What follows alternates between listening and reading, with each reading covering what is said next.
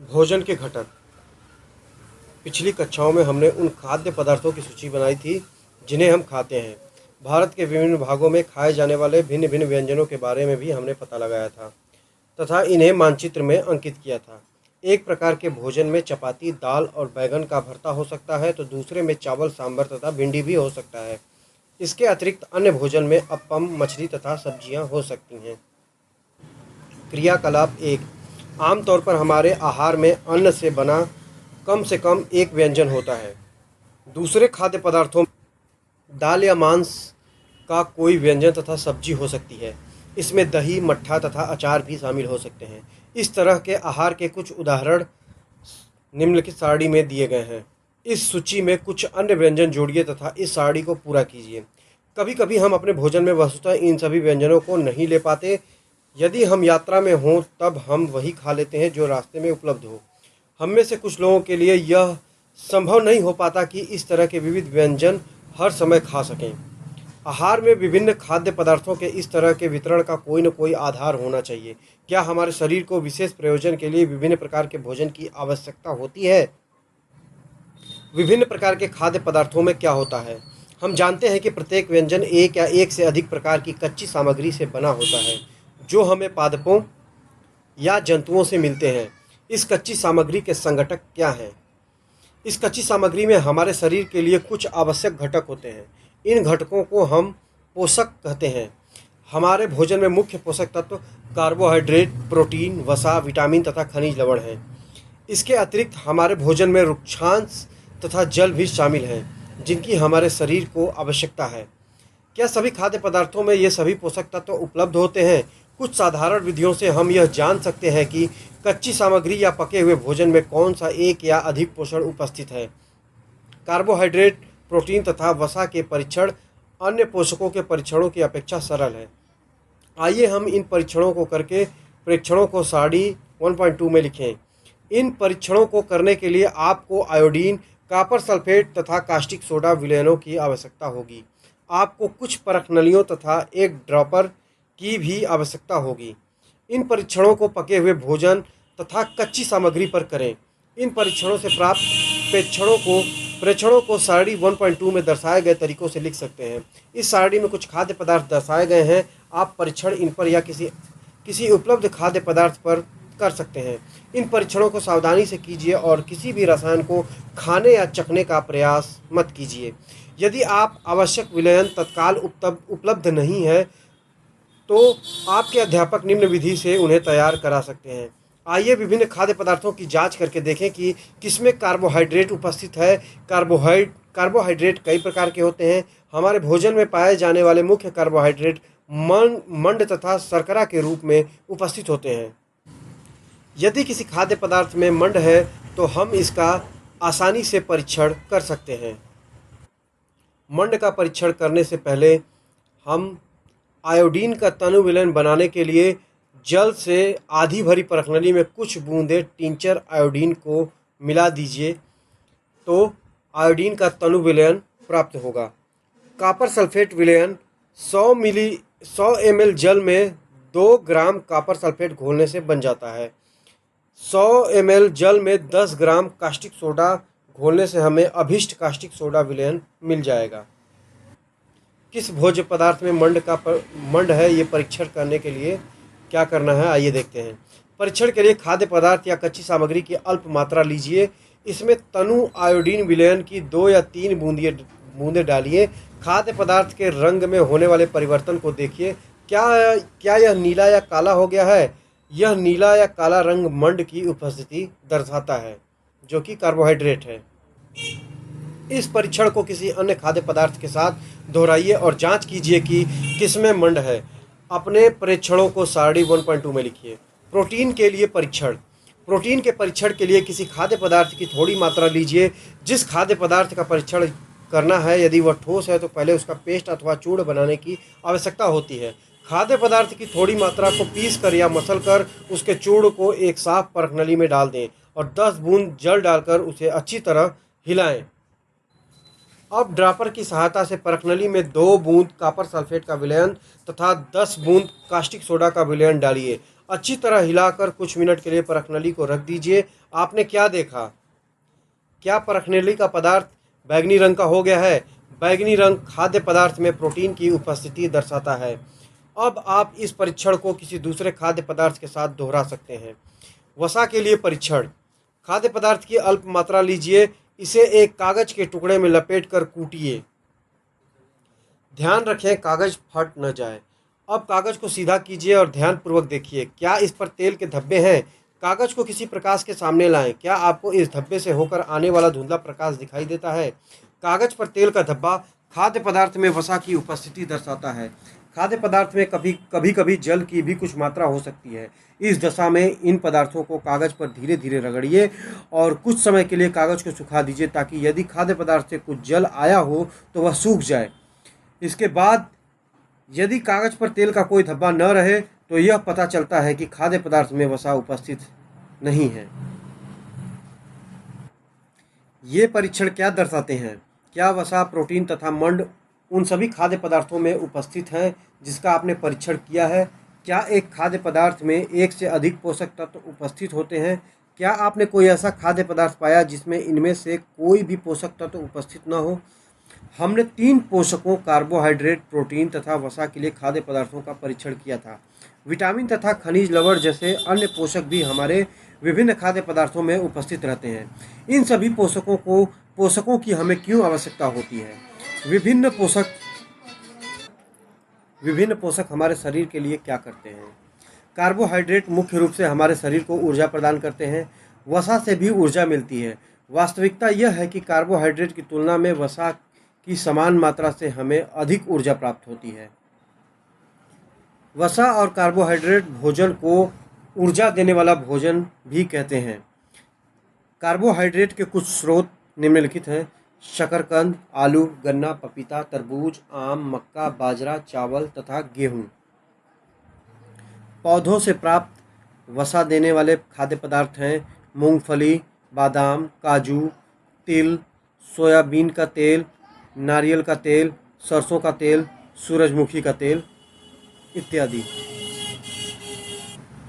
जंतुओं से प्राप्त वसा का स्रोत मछली, मांस, घी, दूध, मक्खन, क्रीम, अंडा इत्यादि। पौधों से प्राप्त प्रोटीन का स्रोत चना, मूंग, तुअर दाल, राजमा, सोयाबीन, मटर। जंतुओं से प्राप्त प्रोटीन का स्रोत मछली, मांस, दूध, अंडे और पनीर। विटामिन ए के स्रोत आम, पपीता, गाजर, मछली का तेल, दूध इत्यादि। विटामिन बी के स्रोत यकृत, गेहूं, चावल। विटामिन सी के स्रोत संतरा, टमाटर, आंवला, नींबू, मिर्च, अमरूद इत्यादि। विटामिन डी के कुछ स्रोत दूध, मक्खन, मांस, अंडे, मछली इत्यादि। प्रोटीन की आवश्यकता शरीर की वृद्धि तथा स्वस्थ रहने के लिए होती है। प्रोटीन युक्त भोजन को प्रायः शरीर वर्धक भोजन कहते हैं। वहीं वसा और कार्बोहाइड्रेट को ऊर्जा देने वाले भोजन कहते हैं। ठीक है, प्रोटीन को शरीर वर्धक भोजन कहते हैं। विटामिन रोगों से हमारे शरीर की रक्षा करते हैं। विटामिन हमारी आँख, अस्थियों, दांत और मसूड़ों को स्वस्थ रखने में भी सहायता करते हैं। विटामिन कई प्रकार के होते हैं जिन्हें अलग अलग नामों से जाना जाता है। इनमें से कुछ को vitamin A, vitamin B, vitamin C, vitamin D, vitamin E तथा विटामिन के नाम से जाना जाता है। विटामिनों के एक समूह को विटामिन बी कॉम्प्लेक्स कहते हैं। हमारे शरीर को सभी प्रकार के विटामिनों की अल्प मात्रा में आवश्यकता होती है। विटामिन ए हमारी त्वचा तथा आँखों को स्वस्थ रखता है। विटामिन सी बहुत से रोगों से लड़ने में हमारी मदद करता है। विटामिन डी हमारी अस्थियों और दांतों के लिए कैल्शियम का उपयोग करने में हमारे शरीर की सहायता करता है। विभिन्न विटामिनों से भरपूर भोजन का चित्र आपको पहले दिखाया जा चुका है। हमारे शरीर को खनिज लवण की भी आवश्यकता होती है। विभिन्न खनिज लवण को प्राप्त करने के अलग अलग स्रोत हैं, जैसे कि आयोडीन के स्रोत हैं अदरक, पालक, मछली और दूध, दही। फास्फोरस के कुछ स्रोत हैं दूध, केला, मिर्च, गेहूं, चावल। आयरन के स्रोत हैं सेब, नाशपाती, मांस और पालक। कैल्शियम का स्रोत है दूध और अंडा। हमारे शरीर को खनिज लवणों की आवश्यकता अल्प मात्रा में होती है। शरीर के उचित विकास तथा अच्छे स्वास्थ्य के लिए प्रत्येक खनिज लवण आवश्यक हैं। विभिन्न खनिज लवणों के कुछ स्रोतों को दर्शाया गया है। अधिकांश खाद्य पदार्थों में से एक से अधिक पोषक तत्व होते हैं। आपने भी सारणी 1.2 में परीक्षणों को लिखते समय इस बात को अवश्य देखा होगा। फिर भी किसी कच्ची सामग्री में एक निश्चित पोषक की मात्रा दूसरे पोषकों की मात्रा से अधिक हो सकती है। उदाहरणतः चावल में कार्बोहाइड्रेट की मात्रा दूसरे पोषकों से अधिक होती है। इस आधार पर हम यह कह सकते हैं कि चावल कार्बोहाइड्रेट समृद्ध भोजन है। इन पोषकों के अलावा हमारे शरीर को आहारी रेशों तथा जल की भी आवश्यकता होती है। आहारी रेशे रुक्षांश के नाम से भी जाने जाते हैं। हमारे खाने में रुक्षांश की पूर्ति मुख्यतः पादप उत्पादों से होती है। रुक्षांश यानी कि फाइबर। रुक्षांश के मुख्य स्रोत साबुत अनाज, दाल, आलू, ताजे फल और सब्जियां हैं। रुक्षांश हमारे शरीर को कोई पोषक तत्व प्रदान नहीं करते हैं, फिर भी यह हमारे भोजन का आवश्यक अवयव है और इसका आयतन बढ़ा देते हैं। रुक्षांश बिना पचे भोजन को बाहर निकालने में हमारे शरीर की सहायता करते हैं। जल भोजन में उपस्थित पोषकों को अवशोषित करने में हमारे शरीर की सहायता करता है। यह कुछ अपशिष्ट पदार्थों जैसे कि मूत्र तथा पसीने को शरीर से बाहर निकालने में सहायता करता है। सामान्यतः हमारे शरीर को जितने जल की आवश्यकता होती है वह हमें उन वस्तुओं से प्राप्त होता है जिन्हें हम द्रव के रूप में लेते हैं, जैसे कि जल, दूध, चाय इत्यादि। इसके अतिरिक्त हम जो भी भोजन पकाते हैं उसमें भी पानी का प्रयोग किया जाता है। आइए हम देखते हैं कि क्या कोई अन्य स्रोत हमारे शरीर को जल प्रदान करता है। क्रियाकलाप 3। एक टमाटर अथवा नींबू जैसा कोई फल लें, इसे छोटे छोटे हिस्सों में काट लें। क्या ऐसा करते समय आपके हाथ गीले होते हैं? जब भी आपके घर में किसी फल या सब्जी को काटा, छीला या मसला जाता है तब ध्यानपूर्वक उसका निरीक्षण करें।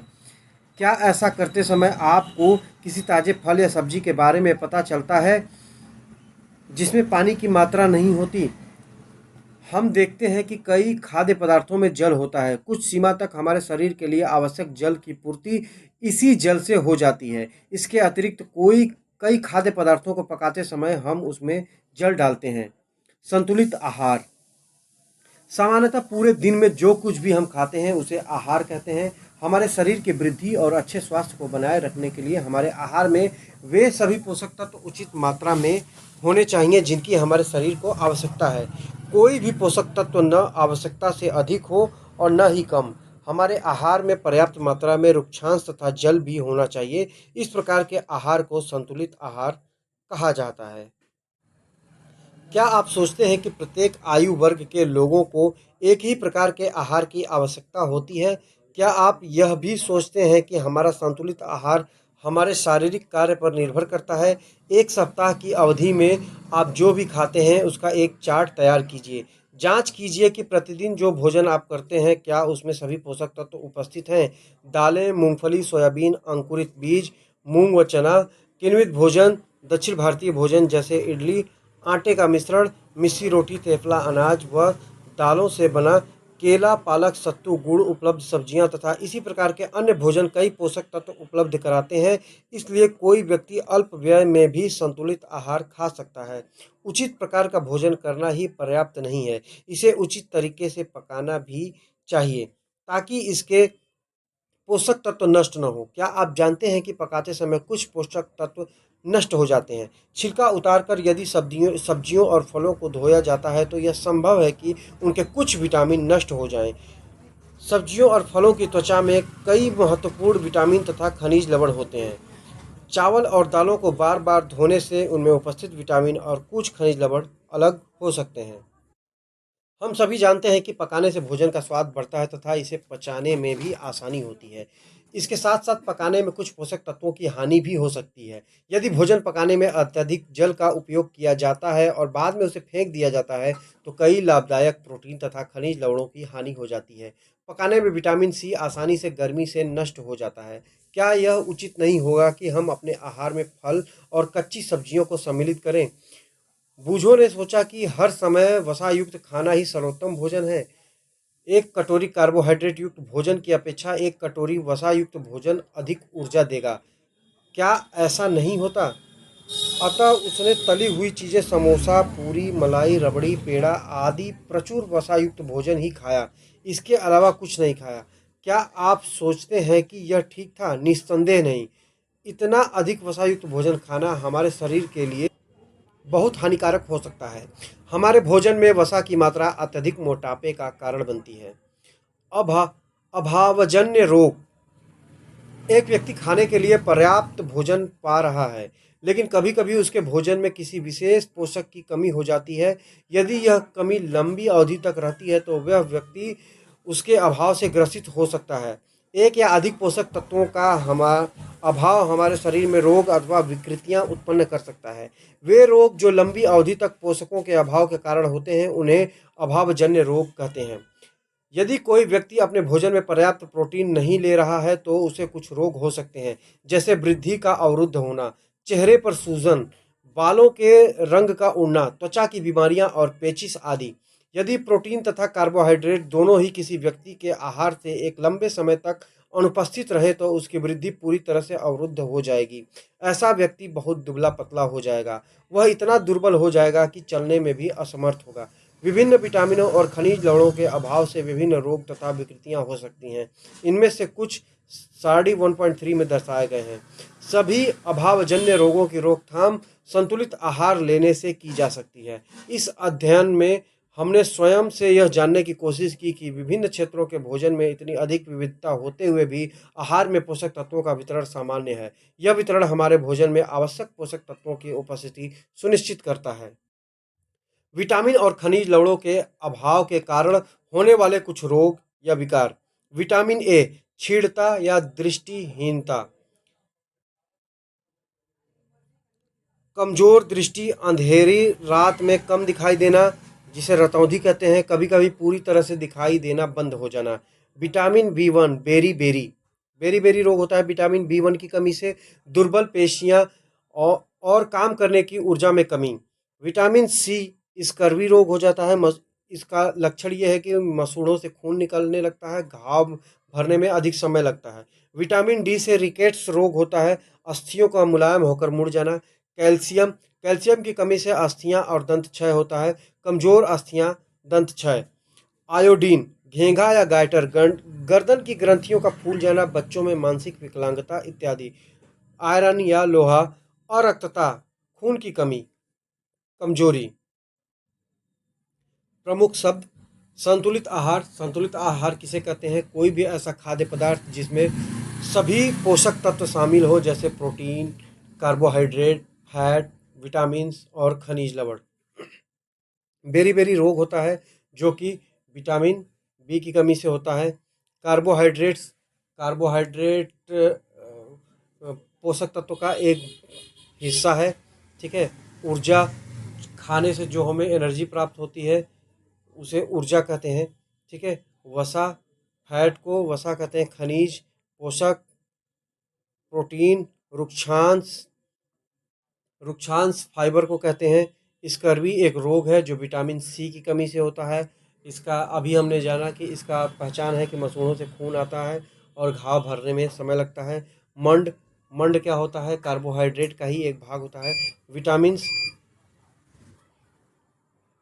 सुदृढ़ीकृत, फोर्टिफाइड, संपूर्ण पोषण, स्वस्थ जीवन।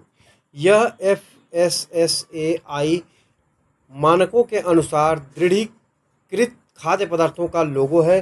खाद्य पदार्थों के सुदृढ़ीकरण से अभिप्राय है कि मुख्य भोजन जैसे चावल, गेहूं, तेल, दूध और नमक में प्रमुख विटामिनों और खनिजों को मिलाकर उसके पोषक तत्वों को उत्तम बनाना है।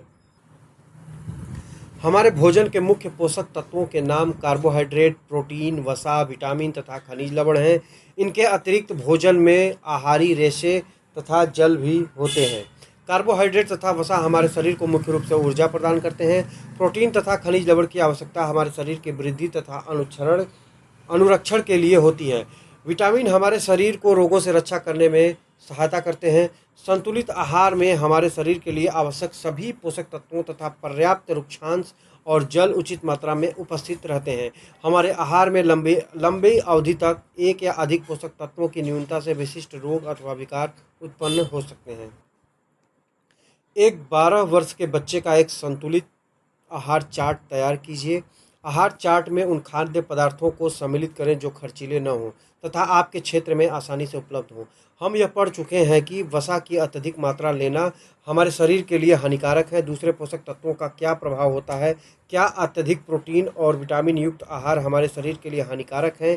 इन प्रश्नों के उत्तर के लिए आहार से संबंधित समस्याओं के विषय में पढ़ें और इस विषय में कक्षा में विचार विमर्श करें। मवेशियों और पालतू पशु द्वारा खाए जाने वाले भोजन की जांच यह पता लगाने के लिए करें कि कौन से पोषक तत्व जंतुओं के भोजन में है।